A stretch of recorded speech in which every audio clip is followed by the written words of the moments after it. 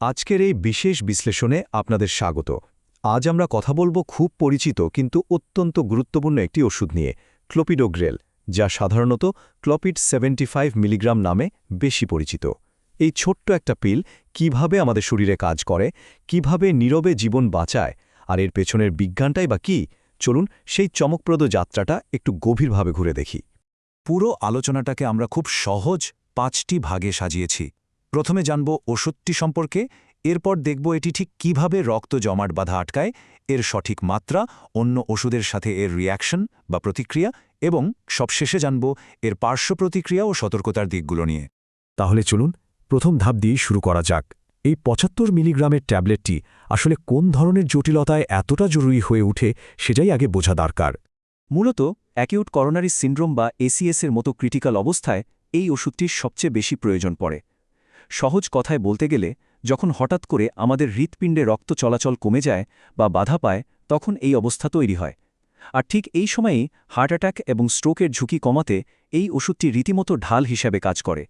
তবে শুধু এসিএস নয়, যাদের সম্প্রতি হার্ট অ্যাটাক বা স্ট্রোক হয়েছে কিংবা যারা পেরিফেরাল আর্টেরিয়াল ডিজিজের মতো সমস্যায় ভুগছেন, তাদের ক্ষেত্রেও কিন্তু এটি ভীষণ কার্যকরী। ভবিষ্যতে যাতে পুনরায় কোনো কার্ডিওভ্যাসকুলার ইভেন্ট বা দুর্ঘটনা না ঘটে, সেই ঝুঁকি কমাতেও এর ভূমিকা একদম অনস্বীকার্য। এবার আসি দ্বিতীয় ধাপে। এই বিষয়টা সত্যিই খুব ইন্টারেস্টিং। শরীরে ঢোকার পর একদম কোষের ভেতরে ওষুধটি কিভাবে রক্ত জমাট বাঁধার রোধ করে, চলুন সেই মেকানিজমটা একটু দেখে নিই। সবচেয়ে অবাক করা বিষয় হল, ক্লোপিডোগ্রেল কিন্তু একটি প্রোড্রাগ। এর মানে কি জানেন? মানে হল, যখন পিলটা খাওয়া হয় তখন কিন্তু এটি পুরোপুরি নিষ্ক্রিয় বা ইনঅ্যাক্টিভ থাকে। হ্যাঁ, ঠিকই শুনেছেন। আমাদের শরীর যতক্ষণ না নিজের ভেতরের মেটাবলিজম বা বিপাক প্রক্রিয়ার মাধ্যমে একে নির্দিষ্টভাবে আনলক করছে, ততক্ষণ এটি কোনো কাজই করতে পারে না। তাহলে যাত্রাটা কেমন দাঁড়ালো? প্রথমে সেই নিষ্ক্রিয় পিলটি শরীরে ঢুকল, তারপর লিভারে থাকা CYP2C19 নামের একটি বিশেষ এনজাইম একে অ্যাক্টিভ বা সক্রিয় করে তোলে। আর একবার সক্রিয় হয়ে গেলে এটি সোজা গিয়ে রক্তের অনুচক্রিকা বা প্ল্যাটিলেটের P2Y12 ADP রেসেপ্টরের সাথে একদম শক্তভাবে জুড়ে যায়, এমনভাবে জুড়ে যে একে আর আলাদা করা যায় না। ফলে প্ল্যাটিলেটগুলো আর একজোট হয়ে আঠার মতো লেগে থাকতে পারে না, আর বিপজ্জনক রক্ত জমাট বাঁধাও আটকে যায়। আচ্ছা, এবার আমাদের তৃতীয় অংশ, এর মাত্রা এবং সেবন বিধি নিয়ে কথা বলা যাক। যেহেতু এটি একটি প্রোড্রাগ, তাই রোগীর অবস্থার গুরুত্ব বুঝে এর ডোজ কিন্তু একেবারেই আলাদা হতে পারে। যেমন ধরুন, অ্যাকিউট করোনারি সিন্ড্রোমের মতো জরুরি অবস্থায় রোগীর খুব দ্রুত অ্যান্টিপ্ল্যাটিলেট সাপোর্ট প্রয়োজন হয়, তাই তখন শুরুতেই 300 মিলিগ্রামের একটি হেভি লোডিং ডোজ দেওয়া হয়, মানে একসাথে 4টি ট্যাবলেট। কিন্তু যাদের সম্প্রতি স্ট্রোক হয়েছে তাদের ক্ষেত্রে অতটা তাড়াহুড়ো থাকে না বলে সরাসরি সাধারণ 75 মিলিগ্রামের মাত্রা থেকেই চিকিৎসা শুরু করা হয়। এখানে একটা ব্যাপার জেনে রাখা ভালো। জরুরি মুহূর্তে যদি লোডিং ডোজটা বাদ পড়ে যায়, তাহলে কিন্তু ওষুধের পুরোপুরি কাজ শুরু হতে কয়েকদিন দেরি হয়ে যেতে পারে। কারণ নিয়মিত 75 মিলিগ্রাম করে খেলে শরীরের রক্ত জমাট প্রতিরোধী ক্ষমতা একটা স্থিতিশীল অবস্থায় বা স্টেডি স্টেটে পৌঁছাতে 3 থেকে 7 দিন পর্যন্ত সময় নেয়। আর হ্যাঁ, এটি কিন্তু খাবারের সাথে বা খালি পেটে যেকোনোভাবেই খাওয়া যায়। আমরা আলোচনার চতুর্থ পর্যায়ে চলে এসেছি। অন্য কোনো ওষুধের সাথে এটি কিভাবে রিয়্যাক্ট করতে পারে সেটা জানা কিন্তু রোগীর সুরক্ষার জন্য আক্ষরিক অর্থেই জীবন মরণ প্রশ্নের মতো গুরুত্বপূর্ণ। ধরুন, সাধারণ ব্যথানাশক বা NSAIDs এবং ওয়ারফারিনের মতো ওষুধের সাথে যদি এটি খাওয়া হয়, তাহলে রক্তপাতের ঝুঁকি মারাত্মকভাবে বেড়ে যায়। আবার অন্যদিকে ওমিপ্রজোলের মতো খুব পরিচিত গ্যাস্ট্রিকের ওষুধগুলো কিন্তু ওই যে বলেছিলাম CYP2C19 এনজাইম, তাকে ঠিকমতো কাজ করতে দেয় না। ফলে এই প্রোড্রাগটা আর আনলকই হতে পারে না। বুঝতে পারছেন তো ব্যাপারটা? জীবন রক্ষাকারী একটা ওষুধের কার্যকারিতাই তখন বিপজ্জনকভাবে কমে যায়। আর শুধু বাইরের ওষুধ নয়, আমাদের নিজেদের জেনেটিক্সেরও একটা বড় ভূমিকা আছে এখানে। যাদের শরীরে জন্মগতভাবেই এই এনজাইমগুলোর কাজ করার ক্ষমতা একটু কম, মেডিকেলের ভাষায় যাদের আমরা পুর মেটাবলাইজার বলি, তাদের ক্ষেত্রেও কিন্তু ওষুধটি পুরোপুরি সক্রিয় হতে পারে না। এবার আসা যাক আমাদের একেবারে শেষ ধাপে। এতক্ষণ যা যা জানলাম তার ওপর ভিত্তি করেই কিন্তু এর পার্শ্ব প্রতিক্রিয়া এবং সতর্কতাগুলো বুঝতে হবে। 7 থেকে 10, এই সংখ্যাটা কিন্তু এখানে ভীষণ গুরুত্বপূর্ণ। কারণ মানবদেহে একটি সাধারণ প্ল্যাটিলেটের আয়ুষ্কালই হল এই 7 থেকে 10 দিন।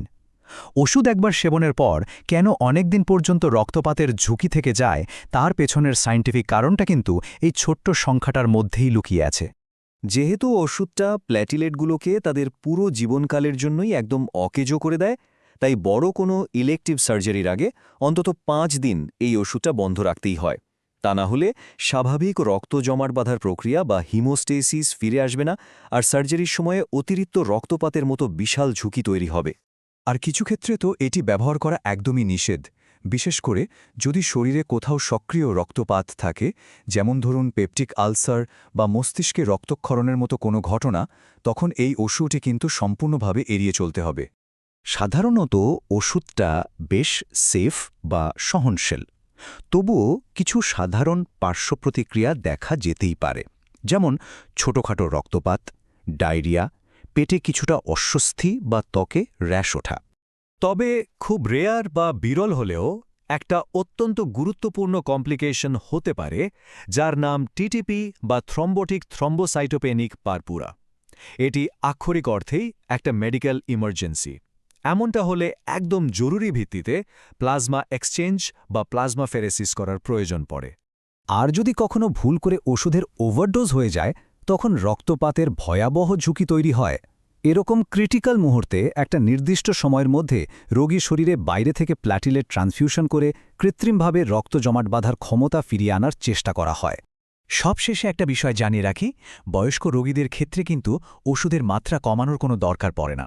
তবে শিশুদের ক্ষেত্রে এই ওষুধের সুরক্ষা এখনও সেভাবে প্রমাণিত হয়নি। আর গর্ভাবস্থায় শুধুমাত্র যদি এটা ছাড়া আর কোনো উপায় না থাকে, একদম অপরিহার্য হয়ে দাঁড়ায়, তখনই কেবল চিকিৎসকের পরামর্শে এটি ব্যবহার করা উচিত। পুরো ব্যাপারটা একটু ভেবে দেখুন তো, আধুনিক কার্ডিওভ্যাসকুলার মেডিসিন ঠিক কতটা নিখুঁতভাবে কাজ করে। একদিকে যেমন সে রক্ত জমাট বাঁধা আটকে মানুষের প্রাণ বাঁচাচ্ছে, আবার ঠিক একই সাথে অতিরিক্ত রক্তপাতের মতো মারাত্মক ঝুঁকিগুলোকেও দারুণ একটা ব্যালেন্স বা ভারসাম্যের মধ্যে আটকে রাখছে। বিজ্ঞানের এই সূক্ষ্ম ভারসাম্য সত্যি অবাক করার মতো, তাই না? আজকের এই বিশ্লেষণমূলক আলোচনা এখানেই শেষ করছি। আশা করি বিষয়গুলো নিয়ে আপনাদের নতুন কিছু ভাবনার খোরাক দিতে পেরেছি।